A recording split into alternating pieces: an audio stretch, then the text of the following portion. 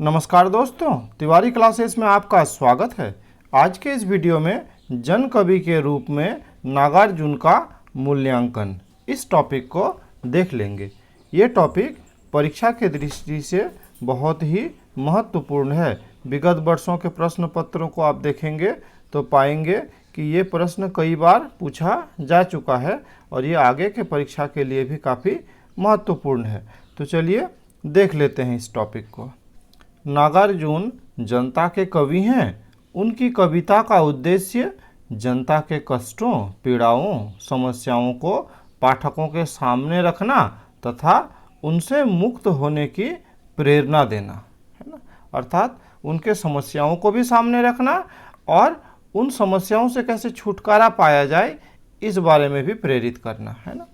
उनकी काव्य रचनाओं का विषय भी ग्रामीण किसानों, नगरों के मजदूर, सभी शोषित वर्गों की जिंदगी के विभिन्न पहलू हैं। उनका काव्य अभिजात्य वर्ग के लिए नहीं है, सामान्य जन के लिए लिखा गया है। तो इसीलिए कहा जा सकता है कि वो जन कवि है, सामान्य लोगों का कवि है ना। कोई अभिजात्य वर्ग का वो ज़्यादा वर्णन करते नहीं हैं, क्योंकि वो अपने परिवेश तथा आम आदमी के यथार्थ से जुड़े कवि हैं। अपने भोगे, जिए और देखे जीवन को, उनके कटु तिक्त अनुभवों को बड़ी ईमानदारी से अभिव्यक्त करना ही उनका उद्देश्य रहा है। कला का चमत्कार उत्पन्न करने, अपनी अभिव्यक्ति को अलंकृत, चारु तथा संगीतपूर्ण बनाने की चेष्टा उन्होंने कभी की ही नहीं, है ना। अर्थात उनको लगता था कि जो यथार्थ है, जो वास्तव है, उसको ज्यों का त्यों उतार दिया जाए, उसमें कोई कला का चमत्कार वगैरह उत्पन्न नहीं किया जाए, ना ही कोई ऐसा भारी भरकम लादे गए अलंकार का प्रयोग किया जाए। उनके अनुसार जो स्वाभाविक है, जो वास्तविक है, उसको ज्यों का त्यों लिखा जाए। उनके काव्य की सबसे प्रखर और मारक शक्ति उनके व्यंग्यों में निहित है ना। और व्यंग अलंकार का भार वहन नहीं कर सकता।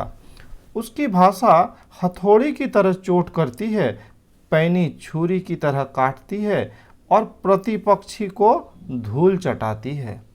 कबीर की तरह नागार्जुन के व्यंगों की भाषा भी वैसी ही विध्वंसक है ना। यहाँ पे कबीर दास से तुलना किया जा रहा है, क्योंकि कबीर भी इसी तरह से सीधे साधे शब्दों में एकदम चोट करते थे समाज के समस्याओं के बारे में। उनकी कविता में जनता की बात जनता के लिए जनता की भाषा में लिखी गई है ना। यहाँ से लोकतंत्र का जो परिभाषा है ना, जो दिया गया था ना, कि लोकतंत्र जनता का, जनता के लिए, जनता के द्वारा किया गया शासन है ना। उसी तरह से इसमें इसको लिखा गया है कि उनकी कविता में जनता की बात जनता के लिए, जनता की भाषा में ही लिखी गई है। अतः उन्होंने सरल, साधारण व बोल चाल की शब्दावली का ही अधिकतर प्रयोग किया है। नागार्जुन धरती के कवि हैं। उन्होंने धरती तथा उस पर बसने वालों की अच्छाइयों, गुणों तथा सौंदर्य पर मुग्ध होकर उनका चित्रण भी किया है तथा उसकी विकृतियों के प्रति भी अपना घोर असंतोष तथा आक्रोश भी व्यक्त किया है ना। अर्थात अच्छाइयों और विकृतियों दोनों के बारे में उन्होंने सीधे सीधे शब्दों में लिखा है। नागार्जुन सामान्य दैनिक जीवन के साधारण अनुभवों को जितनी संवेदना से ग्रहण करते हैं, उतने ही तीखे स्वर में उनका वर्णन भी करते हैं। श्रमिकों तथा मध्य वर्गीय कुंठाग्रस्त व्यक्तियों की मनोदशा तथा उनके कार्यकलाप का यह चित्र नितांत सहज होते हुए भी सत्य को उजागर करता है ना। वे लिख रहे हैं कविता में, वे लोहा पीट रहे हैं, तुम मन को पीट रहे हो। वे पत्थर जोड़ रहे हैं, तुम सपने जोड़ रहे हो। उनको दुख है, नए आम की मंजरियों को पाला मार गया है। तुमको दुख है, काव्य संकलन दीमक चाट गया है ना। तो इस तरह से वो सीधा सीधा लिखते थे। बढ़ती महंगाई, चीन तथा पाकिस्तान द्वारा भारत पर किया गया आक्रमण, देशव्यापी भ्रष्टाचार, पुलिस छात्र संघर्ष, राजनेताओं की स्वार्थपरता, अवसरवादिता, सब उनका ध्यान आकृष्ट करते हैं, उन्हें लिखने के लिए बाध्य करते हैं, है ना, उन्हें लिखने के लिए बाध्य करते हैं, है ना। वो कहते हैं पैटर्न टैंक उन्होंने तोड़े, महंगाई के टैंक कौन तोड़ेगा, है ना। वैसे ही भ्रष्टाचार को रावण बताते हुए गांधी जी के राम राज्य के सपने के ध्वस्त होने की बात भी बड़ी मार्मिक शैली में वे कहते हैं, है ना। कहते हैं राम राज्य में अब की रावण नंगा होकर नाचा है, सकल सूरत वही है भैया, बदला केवल ढांचा है। देशभक्ति, राष्ट्र प्रेम, राष्ट्र की चिंता का स्वर उनके प्रथम काव्य संग्रह युगधारा की अनेक कविताओं में सुनाई देता है। उनकी राष्ट्रीय चेतना के कई रूप हैं। वह जानते हैं कि देश की उन्नति तथा समृद्धि के लिए शांति का वातावरण आवश्यक है। अतः उन्होंने कुछ कविताओं में युद्ध तथा साम्राज्यवादी शक्तियों का विरोध तथा सुख शांति की कामना की है।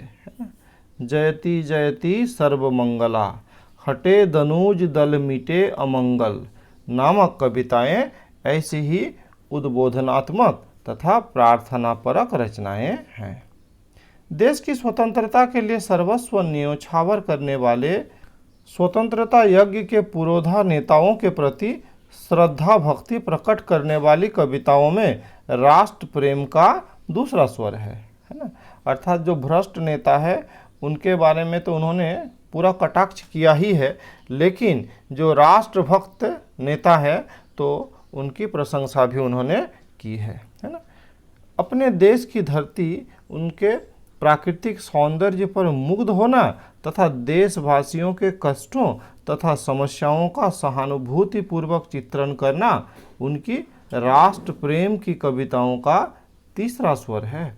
वर्तमान युग की विसंगतियों, विद्रूपताओं, विकृतियों के प्रति क्षोभ, आक्रोश, संघर्ष एवं क्रांति का आह्वान और अंत में आशा आस्था का स्वर भी कवि की राष्ट्रीय भावना का परिचायक है ना। उन्होंने विसंगतियों, विद्रूपताओं, विकृतियों के बारे में तो वर्णन किया ही है, हाँ, उसके प्रति क्षोभ आक्रोश तो व्यक्त किया ही है, लेकिन लास्ट में वो आशावादी ही बने रहते हैं। उनको लगता है कि ये सब ठीक हो जाएगा और देश हमारा उन्नति के मार्ग पर ही चलेगा, है ना। वो कहते हैं खेत हमारे, भूमि हमारी, सारा देश हमारा है, इसीलिए तो हमको इसका चप्पा चप्पा प्यारा है ना। कम्युनिस्ट पार्टी का सदस्य होते हुए भी वह पार्टी से ऊपर उठकर देश की धरती और देशवासियों के प्रश्न से जुड़े रहे हैं। राष्ट्रीय गौरव तथा राष्ट्र की अस्मिता के प्रति उनका गहरा लगाव रहा है ना। वे कहते हैं देश हमारा भूखा नंगा घायल है बेकारी से, मिले ना रोजी रोटी भर के दर दर बने भिखारी से।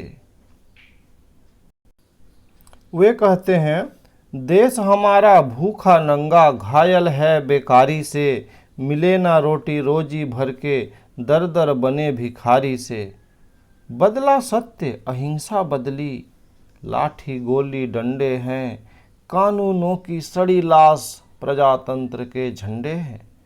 निश्चय राज्य बदलेगा, शासक नेता शाही का, पद लुलुपता दलबंदी का, भ्रष्टाचार तबाही का, है ना। अर्थात आशावादी हैं, उनका कहना है कि निश्चय ही देश का ये स्वरूप बदलेगा, है ना। आज़ादी के बाद गांधी टोपी पहनने वाले, खद्दर का परिधान धारण करने वालों की पूंजीपतियों से साठगांठ से क्षुब्ध होकर वो इन सब का पर्दाफाश करते हुए लिखते हैं खादी ने मलमल से अपनी साठगांठ कर डाली है, बिड़ला टाटा डालमिया की 30 दिन दिवाली है ना। शासन के भ्रष्ट योजना तंत्र की, जिसके कारण पंचवर्षीय योजना के बाद भी भूखमरी, गरीबी, अकाल नहीं मिट पाए।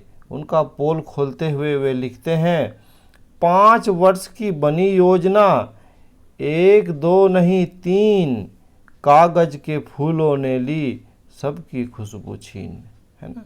अर्थात प्लानिंग तो अच्छा बनाया गया है ना, लेकिन जो रियल फूल होना चाहिए उसके बदले कागज का फूल आ गया तो सारी खुशबू छीन ली गई। अर्थात ये भी क्या हो गया, खोखला ही साबित हुआ, लोगों का जो समस्या था उसको मिटाने में असमर्थ ही रहा। कहते हैं आगे, फटे बांध से बालू बोले, हम भी हैं स्वाधीन, अश्वमेध का घोड़ा दौड़ा, चित है चारों नाल, कौन कहेगा आज़ादी के बीते 13 साल, है ना। अर्थात जब तीसरी पंचवर्षीय योजना चल रही थी उस समय की ये बात है ना। नेहरू जी के शासनकाल में सरकारी नीतियों में जो अंतर्विरोध था उससे भी नागार्जुन परिचित थे, अतः उन्होंने जवाहरलाल नेहरू को भी नहीं बख्शा है ना। वे कहते हैं, लाज शर्म रह गई न बाकी, गांधी जी के चेलों में फूल नहीं लाठियां बरसती, राम राज्य के खेतों में। भैया लंदन ही पसंद है आज़ादी की सीता को, नेहरू जी अब उम्र गुजारेंगे अंग्रेजी खेलों में, है ना। इस तरह से उन्होंने नेहरू जी को भी नहीं छोड़ा है। इन विकृतियों को मिटाने के लिए कवि तरुण पीढ़ी का आह्वान करते हैं, है ना। तन जर्जर है भूख प्यास से, व्यक्ति व्यक्ति दुख दैन्य द्रस्त है, लो मसाल अब घर घर को आलोकित कर दो, है ना। इस तरह से वो क्या करते हैं, युवाओं को आह्वान करते हैं, है ना। इस प्रकार जनता के कष्टों, युवाओं के समस्याओं को पाठक तक पहुंचाने, उनके सामने रखने और उनसे मुक्ति हो माने पाने की प्रेरणा करने के कारण ही नागार्जुन को जनकवि कहा जाता है ना। अर्थात वे समस्याओं का उल्लेख भी करते हैं और उसका समाधान भी सुझाते हैं। तो इस प्रकार आज के इस वीडियो में इतना ही। वीडियो अच्छा लगा लाइक शेयर कर सकते हैं, चैनल में नए हैं चैनल को सब्सक्राइब कर सकते हैं। इस वीडियो में मेरे साथ बने रहने के लिए बहुत बहुत धन्यवाद।